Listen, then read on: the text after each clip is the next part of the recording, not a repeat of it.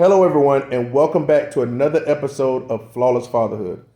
In this episode, I will be responding to a mother that commented in the comment section in the video I produced a few weeks ago about the Florida's new House Bill 1301.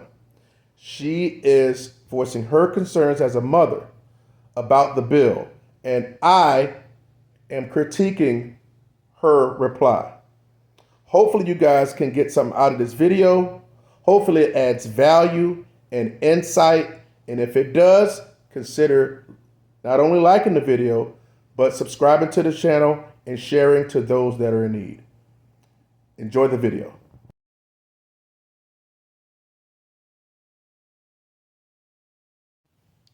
While I agree with your plight, this is detrimental to mothers like me, who is trying to protect her daughter from an absentee father. I am fighting a losing battle because all fathers aren't great like you. There are fathers who are now using the court system to establish dominance over the mother and fulfill their ego. My daughter is suffering because the father did not establish a bond with her at birth and didn't partake in her upbringing the first year and a half of her life. I pleaded and begged for him to be more present and include her with his family. He chose not to and kept us separate. Once child support was established and enforced, he took me to court and got temporary timeshare with overnights off rip. She was 1.5 and I was still breastfeeding. She's suffering, not him. How is that in the best interest of the child? And I'm a mom who advocated for him to be there. However, he ignores her now, diagnosed developmental issues, and how imposing all this timeshare overnight BS is impacting her mentally. The law keeps accommodating him because why?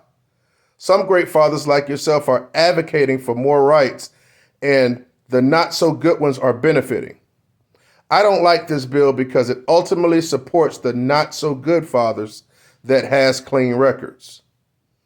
I am awaiting the court this month and pray the judge will consider my facts, though my attorney has already said if he looks good on paper, he will get the desired parenting plan. You have a good day, and I do wish you continued success with your son. Wow, there's a lot to unpack, and we're going to get to it. But first, a quick word from today's sponsor. Today's sponsor is OasisProducts.com. OasisProducts.com is an online natural product store that sells homemade soaps, body butters, creams, oils, and herbal supplements which address health concerns such as high blood pressure, blood sugar imbalances, men's health, and much more. Shop now. OasisProducts.com has their summer sale where all prices are at their lowest. You can also support Oasis Products by following them online on YouTube, TikTok, Facebook, Instagram under Oasis, that's spelled OASAS products. Love yourself from the inside. Get your products today. And we're back, as promised. Okay, first off, as you guys can see, maybe you don't know, but I'm in my son's room now. He's currently spending timeshare time with his mother. So I decided to do a little production time in his room, get a little break from the normal scenery. But to the video, I would like to thank the commenter for speaking on the video about the Florida House Bill 1301 regarding timesharing. I can see it from both spectrums, both sides of the spectrum. From your side, this is coming from a mother, and from the father's side as well. Now, I'm going to give my viewpoint looking from the outside in, but also looking at it, I'm not biased towards the mother or the father, because at the end of the day, my platform is about equal time sharing for father and mother, okay? In situations to where you have two adequate parents, at least both of them are adequate. So let's get into it. First, I like to say thank you. And I appreciate you saying I'm a great father. At the end of the day, I had to go through a lot of stuff, in order to kind of get into this mindset for that to be established. Thank you, and I was flattered by your comments, and I really appreciate that. That was touching to me. I don't feel as if I'm doing anything special. I'm just doing what I'm supposed to do. Okay, it's unfortunate that some fathers out there, to sometimes to no fault of their own, are in a situation to where they aren't in position to help the child, or they're just being taken advantage of by the system, or the mother may be using the children against them. It's a combination of things, from bad fatherhood to bad systematic things, okay? But that's neither here nor there. Let's just get right into the things I would like to address. But again, thank you for the compliments. First thing I'd like to speak on is when you mentioned that you're trying to protect your daughter from an absentee father. Now, understand this is looking from the outside in. And you also followed by saying there are fathers who are now using the court systems to establish dominance over the mother to fulfill their ego. The first thing I like to speak on is you say that you're trying to protect your daughter from an absentee father. Now, when I first read that, I don't read I'm trying to protect my daughter from an abusive father. I'm trying to protect my daughter from this, that, or the other. You're trying to protect him because he was an absentee, based on your own admission, because he wasn't active to your satisfaction from the time your daughter was born until she was a year and a half. So you feel as if you're protecting her from him being a past absentee father. That was curious. That made me very curious, because that doesn't seem like it warrants protection. Okay? Now, this is just me from the outside in. You say the father wasn't there for till the child was born to a year and a half. But now you say because once child support was established and enforced, he took you to court and got temporary timesharing overnights off rip. Here's the thing. I don't know your child's father, but I can tell you this. There are mothers out there that wish they could have had an absentee father, or they could have had an absentee child's father for only a year and a half. There are some fathers, plenty of fathers out there, that haven't seen their child in 6 years, 16 years, or heck, never at all. And the mother did it all 100% by herself. So it's kind of like, I understand you may be hurt because he wasn't there the first year and a half, but it's a different strokes for different folks. Maybe he was young and childish and irresponsible, and that child support being established, kicking him in the butt and motivated him to say, hey, well, if I'm going to be paying for my child, I'm going to be seeing my child. And to be honest with you, I kind of see it as a blessing in disguise, because you needed/required. I want to say required, but as far as taking care of the child that you two share, far as support for the child since the child was living with you, required the additional funds from the father financially to be able to help take care of it. And I'm sure you guys did financial affidavits and everything else. So that's what was needed in order for him to put on his dad hat. I'm okay with that. Sometimes people need a kick in the butt to do what they're supposed to do. I know that you maybe still be bothered by the fact that he wasn't there early on, but at the end of the day, you have to take away your feelings for what happened in a year and a half, 18 months time frame, and solely think about what is best for the child. Okay? Because again, you say he was an absentee father. Being an absentee father is not a reason to protect a child from the father. Think about that. He's not abusive. You also mentioned that he had a clean record. So you didn't mention he was abusive. You mentioned that he was only an absentee, so that mentions nothing about anything physical or anything detrimental to the child.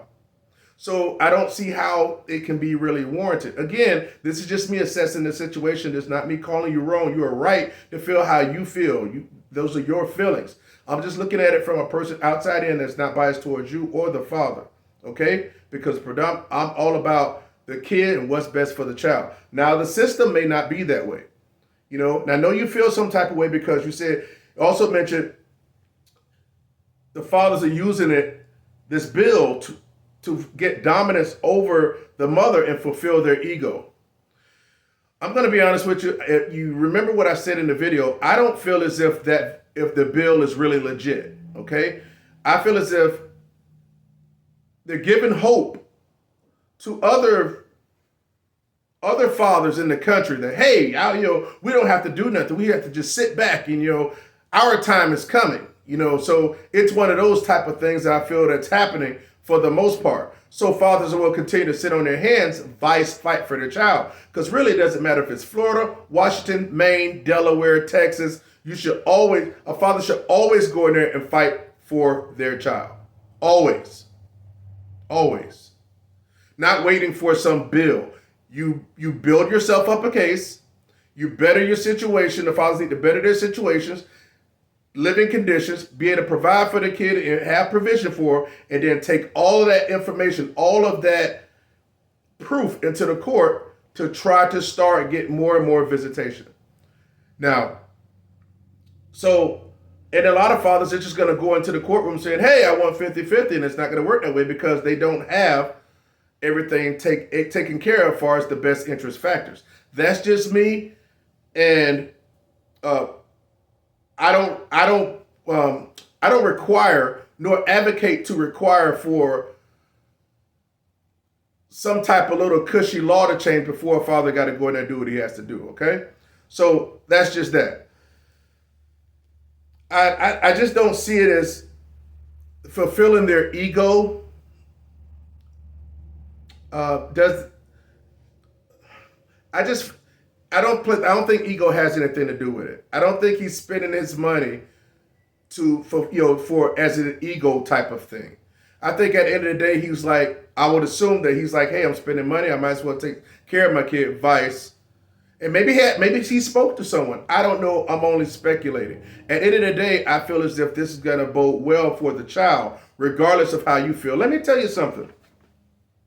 I felt hella ways negatively during my divorce and during my unwed situation when I initiated court action against my youngest son's mom.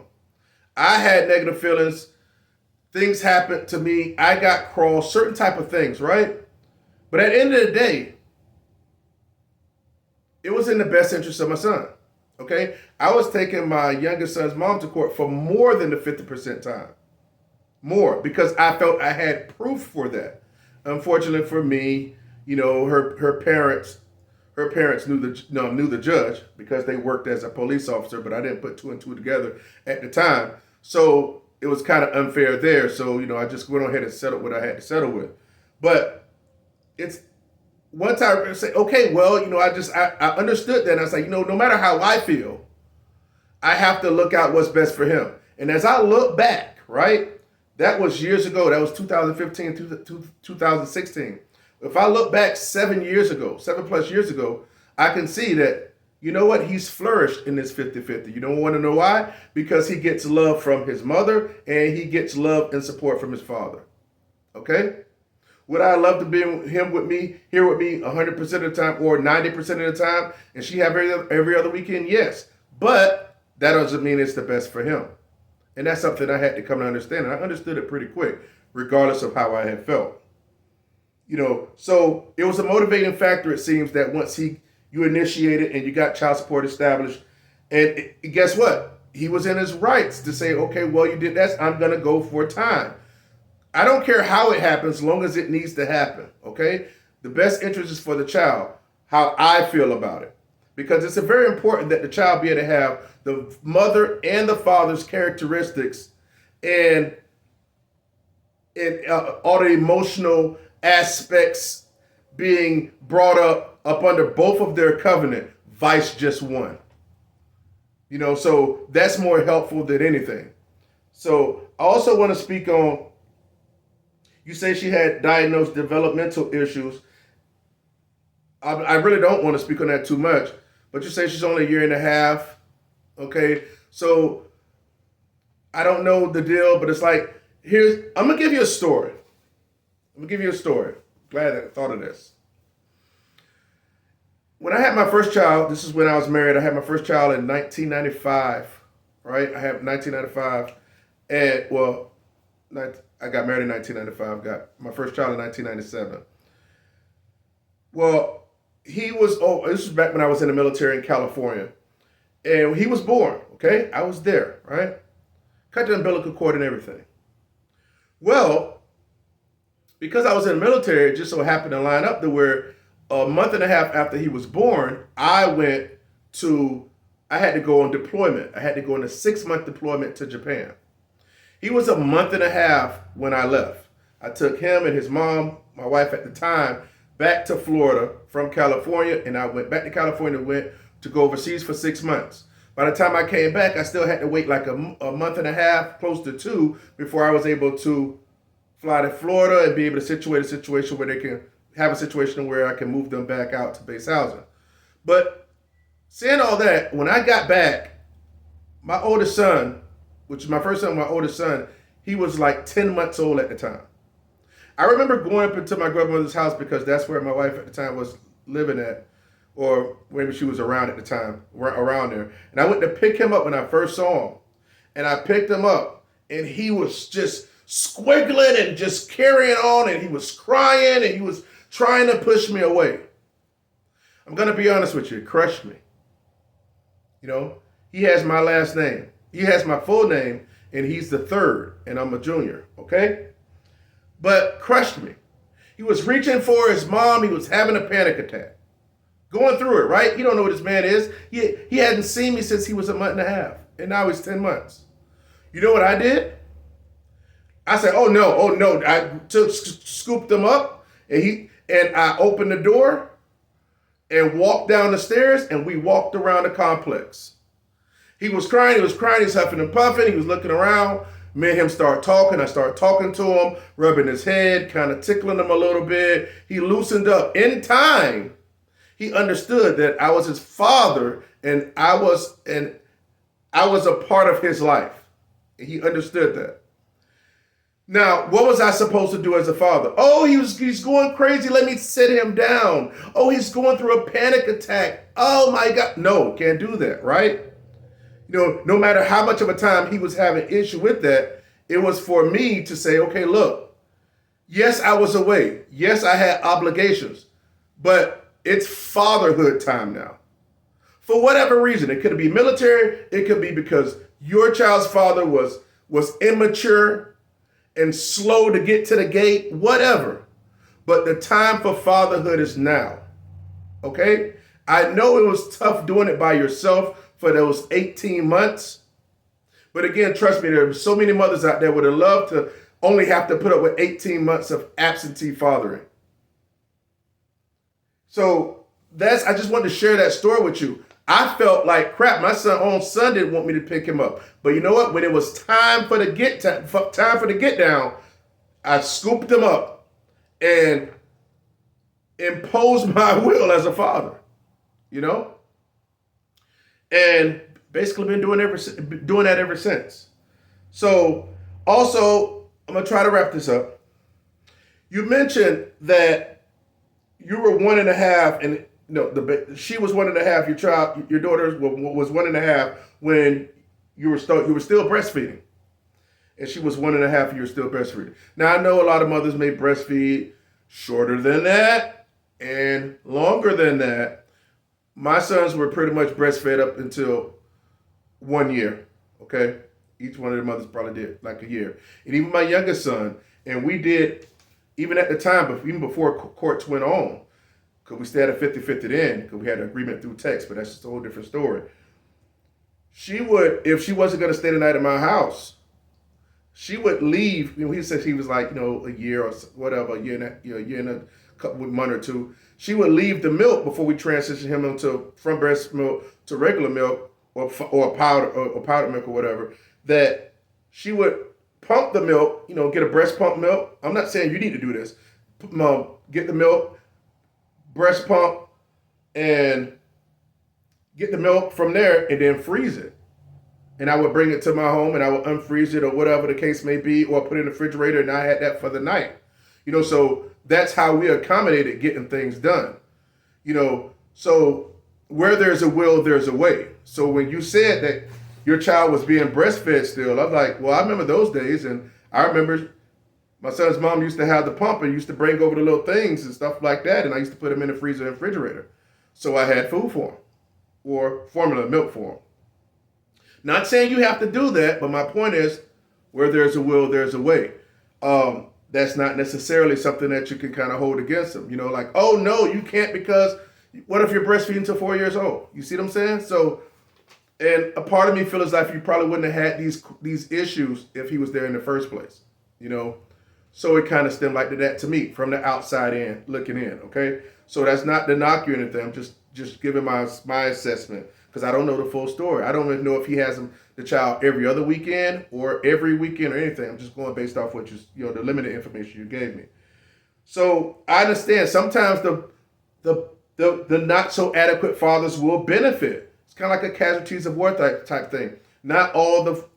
It's not going to help everybody. Somebody's going to benefit that you probably don't want to benefit, and that's just the nature of the beast. Unfortunately, at the end of the day, you got to set your possible ego aside and worry about what's best for the child. Okay, you can't be in the business of punishing him, because he wasn't there. All right, because that's what it's going to look like from the outside in. Again, you mentioned he had a clean record. That's a great thing, and I'm interested to see what happens in the court this month. So if you decide to comment or not, that would be cool. If not, that's understandable too. There's nobody knows you personally or anything like that. So, but these type of things need to be talked about. A father that decides to say, you know what, I'm going to go do what I need to do. This is a nice message for the fathers that haven't initiated action to say, hey, look, you hear this story. This story is initiated by you, and then I'm commenting on it. You as fathers can do the same thing, okay? Go in there and truly be for the best interest of the child and build your case, make the best situation for your child, and you too can gradually get time, starting with maybe every other weekend. Who knows? You might get 50-50 off rip. I don't know. But let this be a lesson for everybody that's all you have to do is put the wheels in action. Okay? And just keep your eye on the prize. So just understand that your daughter is not going to remember, oh, my dad wasn't there when I was 6 months. She's not going to remember that. Nobody listens to this knows what happened when they were 6 months. At 6 months. They don't remember that. Or a year. Or even a year and a half. You might have saw some pictures, but you don't remember what the heck happened then. So understand, just because he wasn't there. If he was there, but you guys were always getting into fights and arguments and yelling, do you know how much of a freaking what type of issue and development issues that would have caused? Oh, but he would have been there though, right? But if you guys aren't in the right space, it's better for him not to be there than be there and there's a whole bunch of chaos and conflict. Think of it like that, Yeah, you'd have been getting your way because he's there, but then that's all the child sees and grows up to understand is conflict. So that can be very detrimental as well. I hope you kind of understand what I'm saying here. And listen, at the end of the day, if the judge sees it to where he gets his visitation or whatnot, please just put your pride to the side or your feelings to the side and just be like, I hope this works out for our daughter, okay? And if you keep that in mind and keep a positive outlook, I believe everything will work out at the end of the day, all right? So, again, I feel it as if that is in the best interest of the child for that father to be initiating that action to be able to get that time. By hook or crook, yeah, I believe that he should have did that, and I feel as if he should get adequate. I'm not the judge. I don't know your situation. I don't know his plan. I don't know his plan. I don't know the facts bringing it to the table. But yes, there should be some type of visitation there because he does need to be in your daughters, both of your daughters, your daughter's lives, your daughter's life. So I truly believe that. So I do believe that's in the best interest of the child. Now, also, lastly, you mentioned it twice. You say she's suffering. You mentioned suffering. You mentioned she's suffering, not him. Again, I see so much positive coming through this that if you guys get your stuff together and you put her first at all times, I feel as if any type of suffering she may have done will soon be overran, blossom full of flowers. That's how I feel. So again, she needs to feel that love from you and her dad. I hope you can understand what I'm saying here. I really appreciate